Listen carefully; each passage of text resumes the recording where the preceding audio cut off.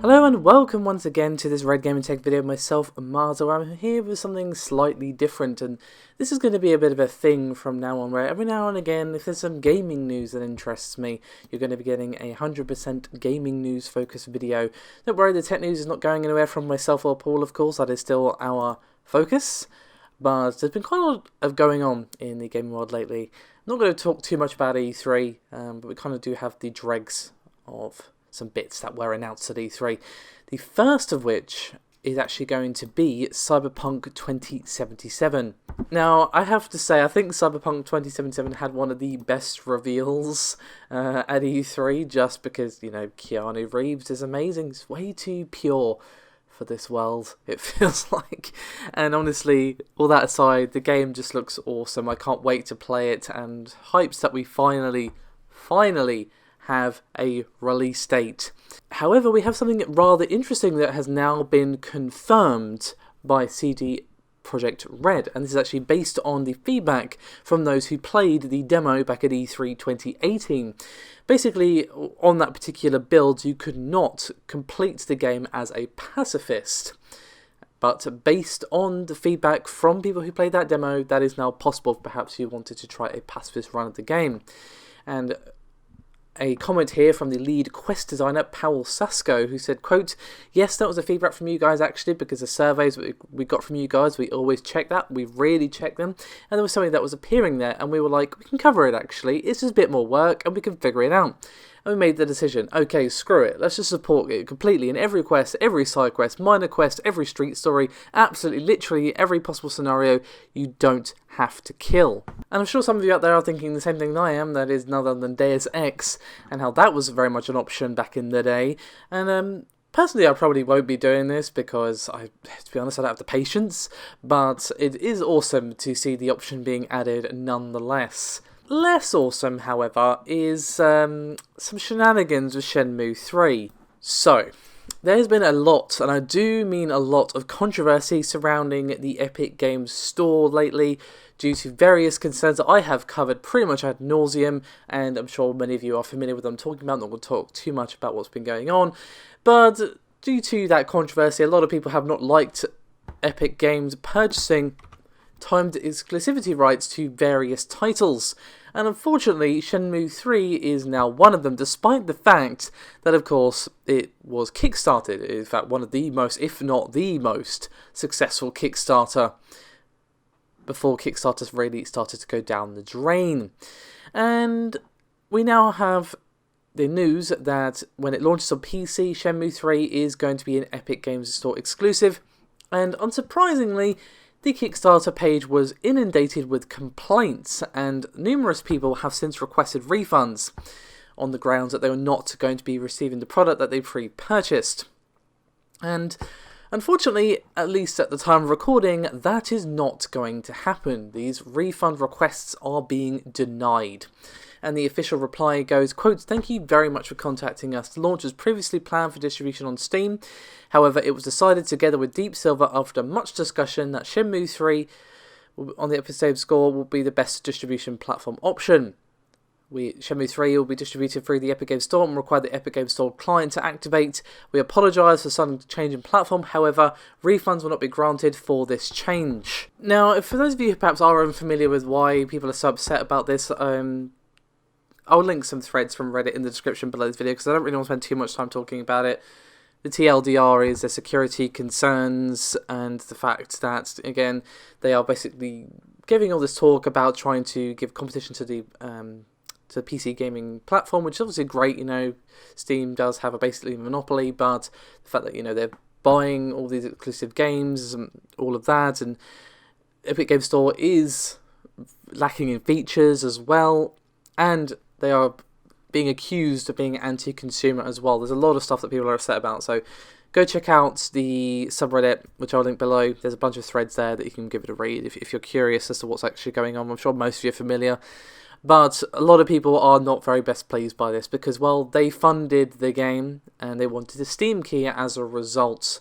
Whether or not they'll get it, well, they probably will get it eventually, but they're probably going to have to wait if they don't want to download it on Epic Games Store, because it's most likely going to be timed exclusive. but it could even just be exclusive. So it's going to be interesting to see if they get taken to court over this. I have seen quite a few comments from people, primarily on the PC gaming subreddit, basically saying that they could get taken to court for this because it is changing the product, essentially. I'm not a lawyer, so I'm not going to say one way or the other whether or not they have an argument there. I'm not going to even pretend to know US law. For one thing, I'm not a lawyer in my country, let alone the US. But the point is, this is not going down well, and it would be within Usenet's prerogative and Deep Silver's prerogative to maybe at least consider it, but I have a feeling they won't, simply because this is going to be quite expensive for them to do, and I think, well, the amount of people who know about Epic Games and care about it is probably going to be a small segment of the people who donated such a stupid amount of money to the series in the first place. It is still going to be a significant chunk, and they're most likely going to argue, should I say, that it's still the same game at the end of the day, but people are not liking the choice of platform for various reasons that I've already touched on. So let me know your thoughts on this one, guys. Do you agree, disagree with the decision to not refund? I think, personally, they should actually should, but that's more of a goodwill thing than any legal arguments, because, again, I'm not a lawyer. So, let's move from the bad news to some good news regarding Elden Ring. So, it happened, guys. As we all know, this game was revealed at E3 after a leak shortly before the announcement. The game with Miyazaki, and of course From Software, as well as George R.R. Martin, is real. Yes, can't wait. It's going to be amazing, I'm sure. Now, we have some statements from Miyazaki to IGN in an exclusive interview as to the type of game we can expect from Elden Ring. It is going to be an open world style game, and unsurprisingly, it is going to have some Souls-like mechanics. And Miyazaki said, quote, Elden Ring is a third-person action RPG with a fantasy setting.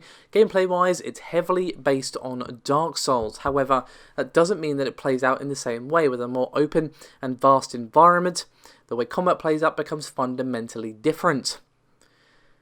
And he also goes on to say that the way the world creates different situations in battles, creates new opportunities for exploration, as well as storytelling as well. Now, he has further said that there's not going to be towns or cities or even NPCs really to interact with like you might expect in a normal, more ordinary, I suppose I should say is a better term, open world game, but you can expect ruins of towns and all sorts of things, like kind of like Dark Souls, where you find things where cities used to be or where places used to be. So it is going to be influenced by their other games, obviously, but it is going to be an open world game by From Software, and I'm really, really excited to play it because I love Sekiro. It was brilliant. It definitely has some Souls and Bloodborne influences, but it still was its own game, and I'm sure Elden Ring will be the same. So, let us move on to our final topic of the day, which is actually regarding the Nintendo Switch. And no, this isn't just going to be me gushing about Sword and Shield, although it does look really good. This is actually about the console itself. Now, there have been rumours floating and fluttering around the internet for some time now that Nintendo are working on a new or two new Switch models.